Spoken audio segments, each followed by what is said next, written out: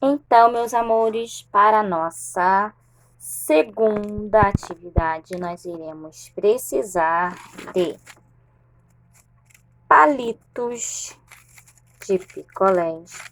A tia tem esse coloridinho aqui, mas pode ser o normal também. Palito de picolé. Um pedaço de cartolina, um papel mais durinho do que o ofício, ou emborrachado, EVA. Quem tiver em casa também pedacinhos pode utilizar, porque é bem pequenininho. E cola. O que a tia fez? A tia pegou o pedaço de papel e colocou, tá vendo? O palito e marcou. E eu cortei a parte que sobrou pra fora. Fiz isso dos dois lados. E aqui é a mesma coisa. Eu marquei mais ou menos na direção que ia ficar o palito. E eu vou deixar essa marcação porque eu vou colar aqui em cima. Eu vou fazer no papel porque tem gente que não vai ter emborrachado. O que eu vou fazer? Eu vou pegar e vou passar minha cola. Aqui, ó, na linha, tá vendo?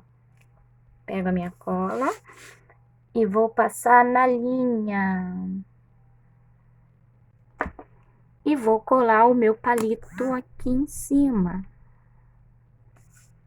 Viu? É muito fácil. E vou pegar e vou colar na outra ponta. E esse aqui, eu vou pegar e vou dar um pinguinho de cada lado do palito e colocar um aqui e o outro aqui. Viu? Eu cruzei os palitos, vai ficar tipo uma fogueirinha. A gente vai fazer uma fogueira. E essa fogueira a gente vai poder utilizar em várias coisas. Várias cores. E aí nós vamos colando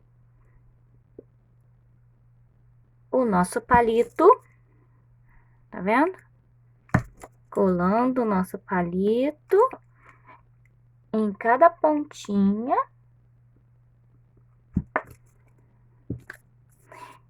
E está pronta a nossa fogueirinha. E aí você vai colocando a altura que você quiser. Pode colocar mais palito. Aqui eu usei 28 palitos de picolés, mas vocês podem fazer com mais. Sempre sendo par. E aí a gente pode fazer como se ela fosse uma fogueira para enfeitar. Eu pego o papel guardanapo colorido, ou qualquer papel colorido que eu tiver, eu posso pintar o papel também. E vou colocar aqui como se fosse uma fogueirinha. Eu posso amassar, enrolar aqui e colar como se fosse a fogueira, tá vendo? Ela vai ficar tipo uma fogueirinha. Aqui ainda tá, a cola ainda está molhadinha ainda, mas a gente espera secar.